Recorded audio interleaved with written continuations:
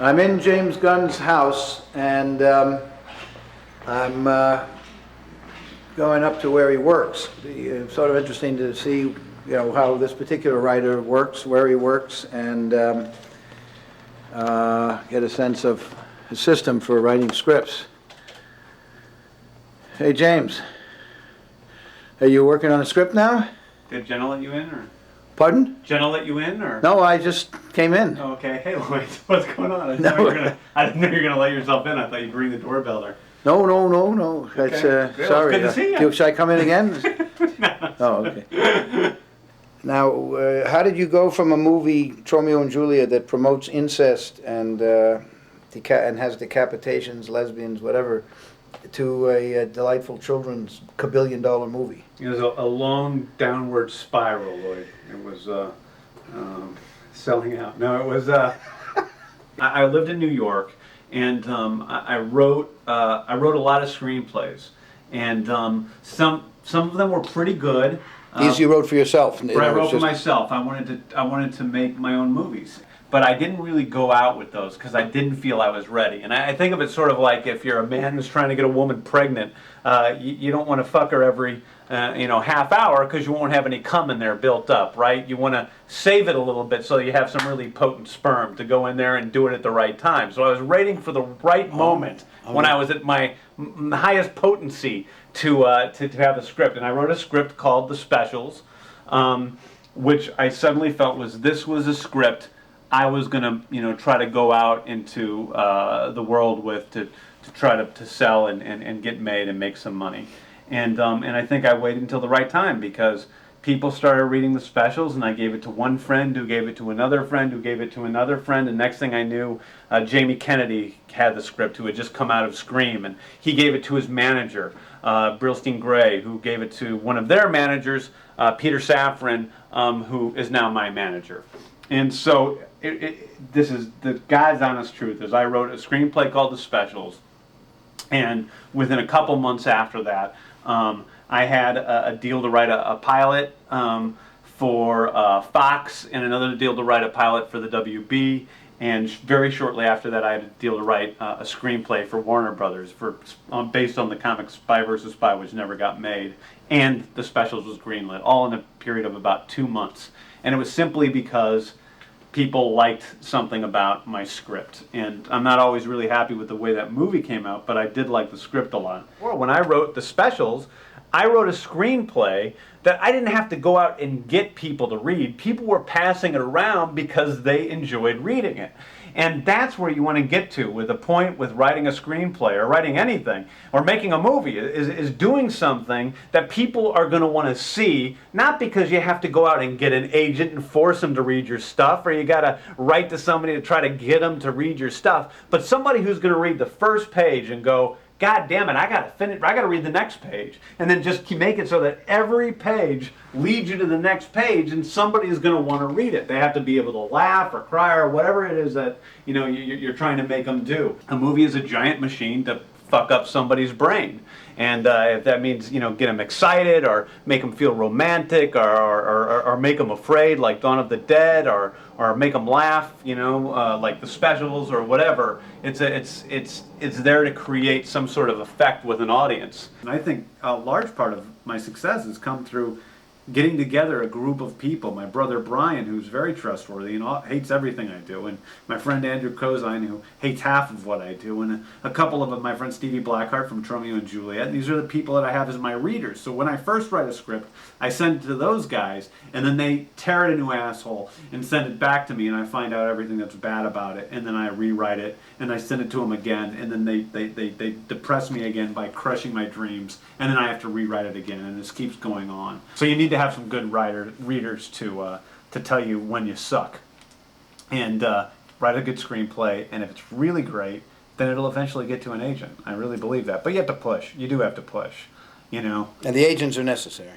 But the agents are necessary. Totally necessary. Well, you can make your own damn movie, which is great, But to make a living as a screenwriter, you have to, because even when you make a low budget movie, the screenwriters never make the money. You have to get an agent, you have to get an agent or a manager or both. I have both. I have an agent and I have a manager. Now, when you're just starting out, nobody knows who the hell you are. Will an Yeah. agent do something for you? No, you have to. That's again why you have to write so hard. It's because you have to write a screenplay.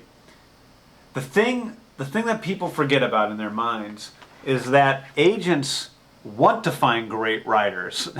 They aren't out there to say no to people. They are dying to get a script that they love so that they can sign a new young writer and send them out into town. The problem is, 99% of what they read is complete shit. And so you really need to be secure that what you're sending an agent is a good piece of work. But also, again, like I said, if you have something that a lot of people are liking, then you know that it's something that, it might be worth trying everything you can do to get it to an agent. And remember, a lot of people liking it, don't trust your brother, don't trust your mom that she likes your screenplay, don't trust your girlfriend especially that she likes your screenplay. You have to get it out there to people that have no reason to lie to you. Most people lie. Most people read a screenplay and will tell you it's good. Very few people will tell you when it's bad. So you have to know who there is out there to trust, and you have to find readers that you can trust. A screenplay needs to be entertaining, and But in other words, rather than show them, in other words, you couldn't take a cassette of Romeo and Juliet and say, here.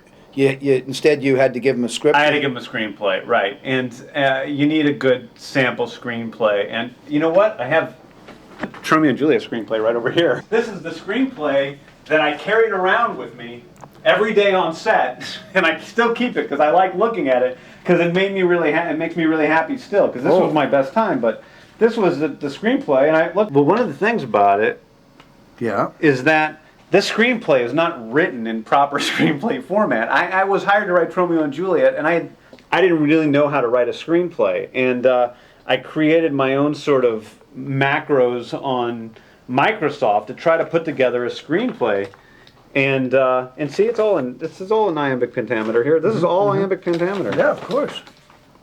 But anyway, this I couldn't give the screenplay to anybody. You need a sample script. Right. To get work, and this screenplay is not anywhere near in the proper format, and plus it's so weird that it would be probably considered too esoteric for a lot of big studios, but it wasn't in the proper format, so I couldn't give people that screenplay. What is the proper format for a screenplay? You really should get a screenwriting program, and I would suggest Movie Magic Screenwriter. It's better and easier and quicker than Final Draft.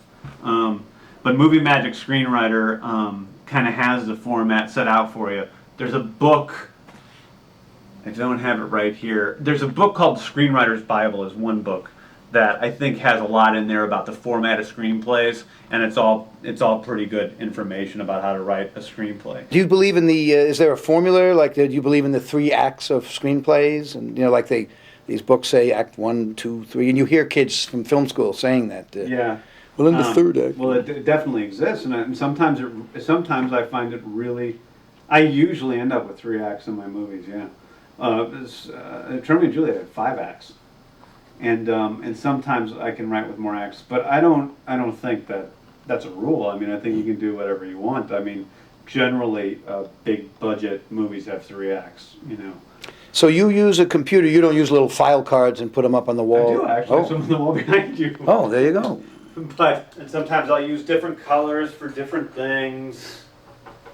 I'll draw pictures all the time. In my script super, this is a face a guy wears on his costume, so I drew that one day and I keep it up there to inspire me.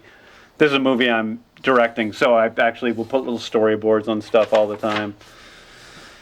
So, storyboards that you can see that only I could ever understand. I act almost everything out all day. When I'm writing Scooby-Doo, for instance, Jenna will walk by and I'm doing Scooby-Doo's voice and Shaggy's voice and talking to myself, and it's quite odd. A lot of times I don't know the ending, but there have been those times when I've sort of started with the ending, and other times I've found the ending. But to me, if the script doesn't have a really good ending, then I never feel satisfied. Is it difficult to write a script that didn't come out of your head, that's an adaptation, a remake, or is that harder than doing one out of your head? No, I think it's easier. Well, it depends. I mean, let's see, I did a remake, which was Dawn of the Dead. And especially I didn't think it was a big deal because I wasn't really taking the characters from the first film. I had some nods to them, but for the most part I wasn't taking the characters from the first film. And I just thought, okay, we got zombie flesh-eating apocalypse. We have people trapped in a mall, surrounded by these flesh-eating zombies. That's Dawn of the Dead. That's the basic premise. Now, what are some of the other things that could happen if this was the premise that was set up? So it was a remake, but I didn't really use any of the beats from the original. I just used the premise and then followed that. The thing with Dawn of the Dead is Dawn of the Dead was about the premise and I changed the characters, but Scooby-Doo is actually about the characters. And that's really what matters the most. And I had a difficult time with it the first time around. I came under a lot of heat because of how I changed Fred and Daphne, especially a little bit from what they were in the cartoon. But they were pretty. I'll be honest. I went through the original Scooby-Doo episodes and wrote down the dialogue of all the characters. And if you read the dialogue from the cartoons, you cannot tell very much at all the difference between Fred and Daphne. Very little about their personalities. So I tried to invent some personalities for them. And I think some of it I went too far with in the first movie. To create a script where you're balancing the needs of every single person on the set and somehow making them all happy and having yourself come out happy at the other side, at the same time. And I've been successful to various degrees with that. I think with Dawn of the Dead and Scooby-Doo 2, I felt pretty good about, I felt pretty happy with the scripts at the end. With Scooby-Doo 1, I started to just get depressed about it because I'd never worked on such a big production and started to kind of just try to make others happy without always making myself happy. But it's not my natural instinct to take a character somebody else had already created and then write for that character. So it was a lot more difficult for me. By the time I got around to Scooby-Doo 2, it was much easier because I saw all the mistakes I had made on the first movie.